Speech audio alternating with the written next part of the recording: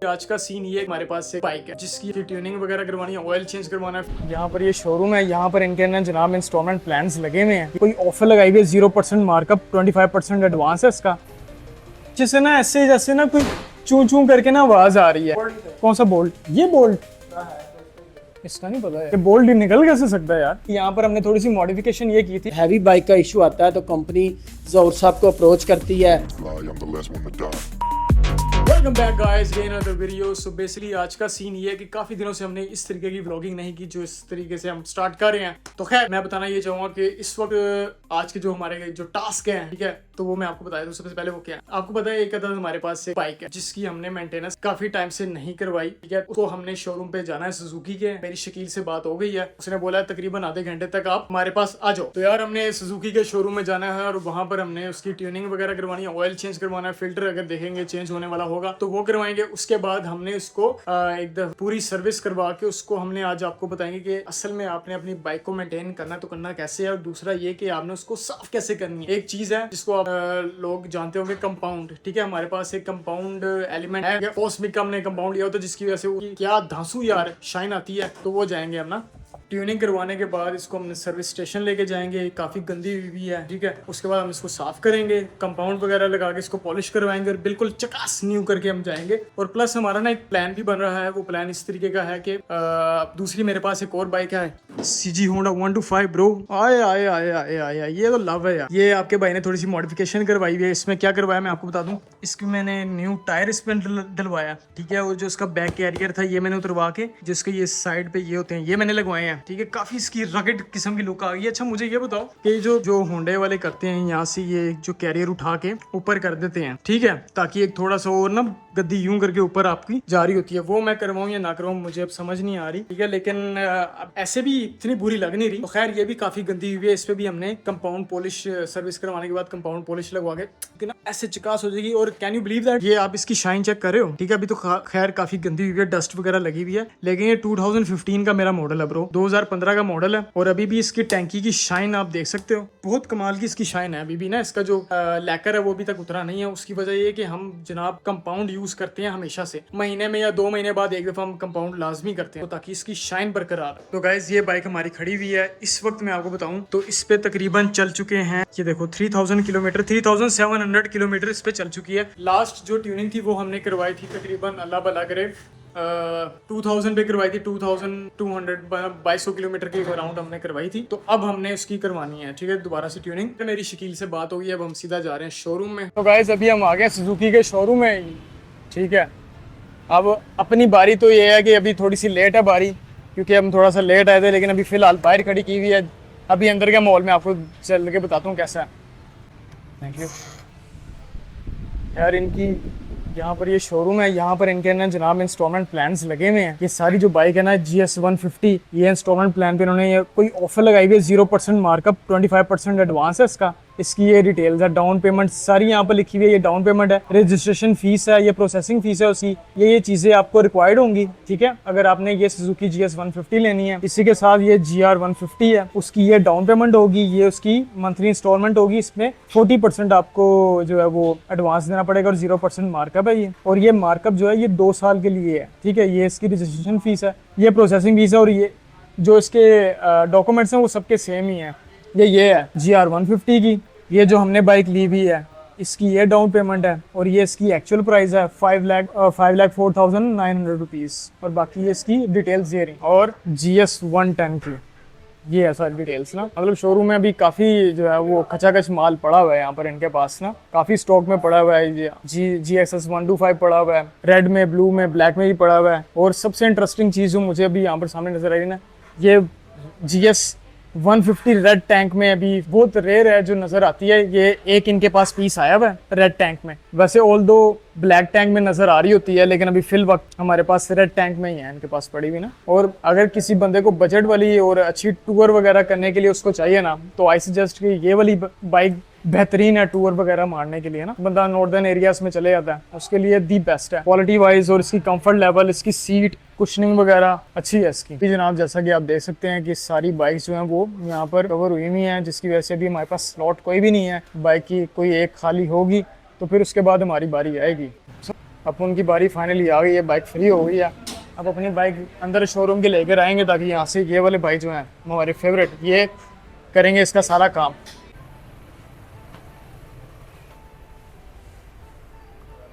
तो गाइस आ गई शोरूम के अंदर, अब बाकी अब इसका काम करवाएंगे और देखेंगे इसमें कौन कौन से मसले आ रहे हैं। जो इसमें ना चूं चूं करके ना पीछे से आवाज़ आ रही है, पता नहीं क्या चेन कवर की आ रही है, चेन की आ रही है। तो खैर वो हमारे जो एक्सपर्ट हैं वो बताएंगे इसका क्या मसला आया हुआ है। तो मैं आपको सारी इसकी डिटेल्स बताऊंगा। जैसे ना ऐसे जैसे ना कोई चूं चूं करके ना आवाज़ आ रही है, हैं? तो वो एक हाँ इसके ना पीछे से ऐसे जैसे कौन सा बोल्ट, ये बोल्ट इसका नहीं पता है, ये कैसे ये निकल गया, ये बोल्ट निकल कैसे सकता है यार।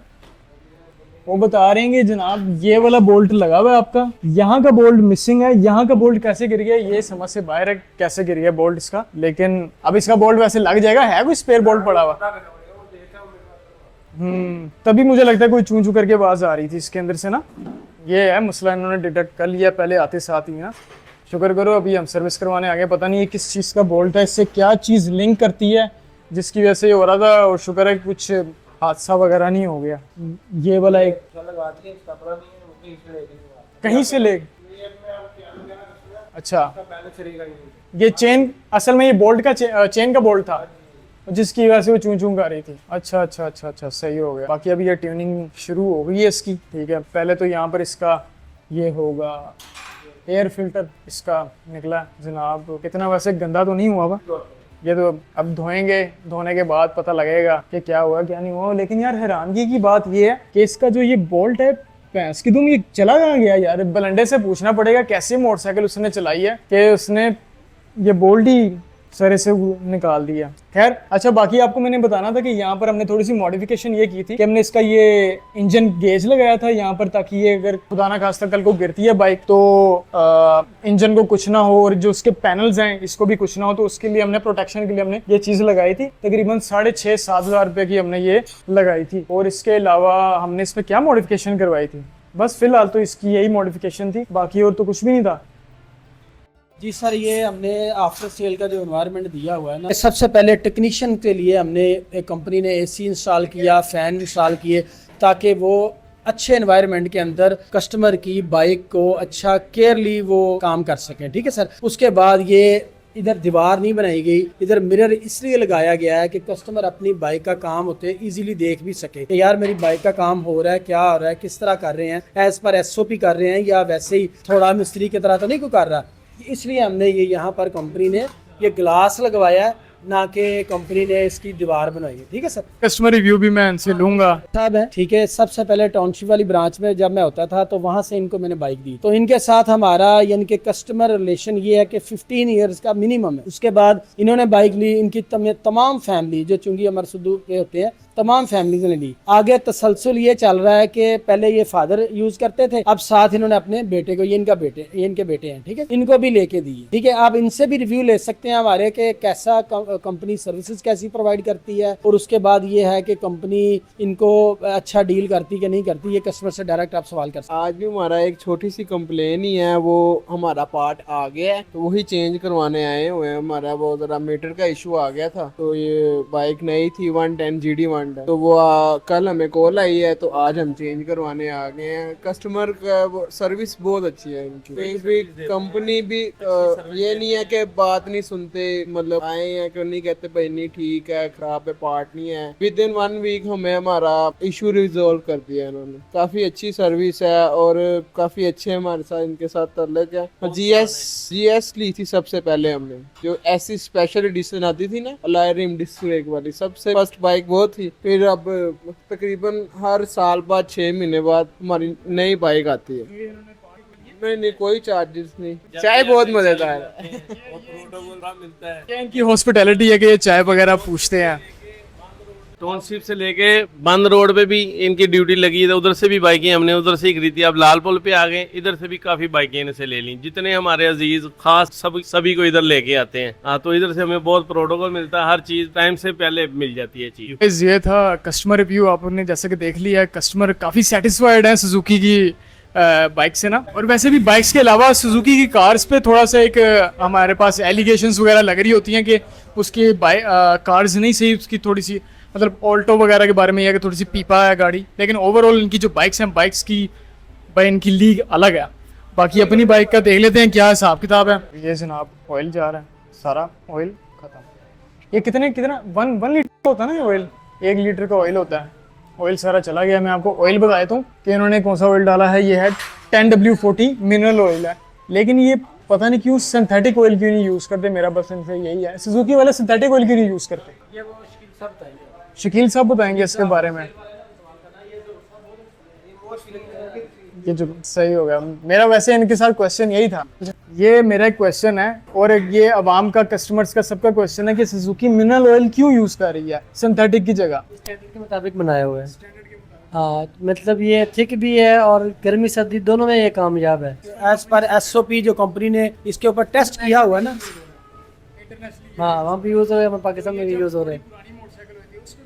पुरानी हो बाइक न्यू हो, ये उसके लिए। चलो शकील साहब के पास कुछ आंसर तो था, कुछ आंसर था। ये इससे साबित है कि आपको कुछ ना कुछ नॉलेज तो कामयाब है, आप पास हो गए हैं। आप यहाँ पर ये इस वर्दी के हकदार है। अपना हमारे ज़हूर साहब है जी, सबसे सीनियर मैकेनिक है यार। सुजुकी लाल पुल पे इतनी भी हैवी बाइक है, वो किसी भी ब्रांच पे कोई आता है तो आप बिल्कुल वीडियो में डालें, इनका नंबर भी डालें।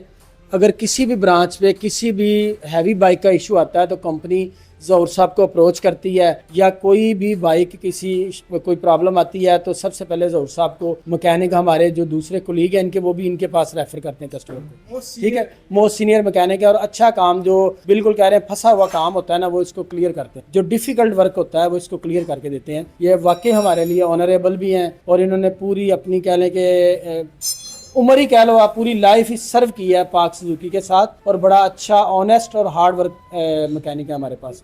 ये CR सुजुकी लाल पुल पे होते हैं। ठीक है सर, प्लीज आप कहना चाहते हैं ज़हूर साहब प्लीज कुछ बात करना। मेहरबानी, बस दुआएं याद रखना। कहाँ आएगा मेन पार्ट। ये इसका ऑयल गेज यहाँ से डिसंगेज कर दिया है। अब आप ऑयल देख सकते हो कितना जालम हबशी ब्लैक किस्म का इसका ऑयल निकला है। ऑयल चेंज करवाना है और उसकी अभी चेन थोड़ी सी टाइट हो रही है। ये जो हमने जुगाड़ करके हमने ये लगवाया ना, इसका ये हमसे नट गिर गया, तो अब इसका क्या हल है। इन्होंने बताया कि एक बाहर से मिलेगा, लेकिन बाहर से कहाँ से मिलेगा। मकलोर रोड से, नए पुल से। उनको कहना क्या है इसका। 12 नंबर का बोल्ट है, 3 इंची का बोल्ट है, एक नट। सारा वीडियो में रिकॉर्ड हो गया क्योंकि मैं तो चीज़ें भूल जाता हूँ, लेकिन ये वीडियो में जाके देखूँ। सही हो गया बस अपनी। नहीं ऑयल फिल्टर सही है यार, बिल्कुल सही है हमारा। ज़्यादा खर्चा ना करवाओ यार। इसका 5000 किलोमीटर बाद करना ना चेंज। अभी तो फिलहाल 3000 हमने चला लिया। हाँ, ऑयल फिल्टर वैसे कितने का। 850 का। चलो सही है, वो भी ज़्यादा इतना महंगा नहीं है। जब महंगी चीज़ रखी है तो महंगे शौक तो आपको पालने पड़ते ही हैं। खैर ओवरऑल हमारा एक्सपीरियंस का तो सही जा रहा है, बेहतरीन जा रहा है। अभी वो जो नई मैंने मोटरसाइकिल देखी थी, ये वाली जो है अपना रेड कलर के टैंक में जो आई है। हाँ, ये नया कलर आया। नहीं, कॉस्मेटिक चेंज, ग्राफिक चेंज किया है। अच्छा, ग्राफिक चेंज किया है। वैसे अच्छा लग रहा है ये वाला। हाँ, मैंने अभी देखा, मैंने कहा यार ये वाला तो अभी ज़रा कमाल की अच्छी लग रही है। बाकी ये लुक वाइज सबसे अच्छी इनकी अभी फ़िलहाल यही जा रही है ना। ये अमीन भाई हैं, इन्होंने हमने इनसे सारा कुछ डीलिंग वगैरह करवाई थी, ठीक है ना, बाइक की। तो जिन्होंने अभी आना होगा, ये अमीन साहब हैं, इनसे आप कांटेक्ट कर सकते हैं। मैं इनका नंबर जो है वो नीचे डिस्प्ले में कर दूंगा। बहुत अच्छे बंदे हैं, बहुत नाइस बंदे हैं।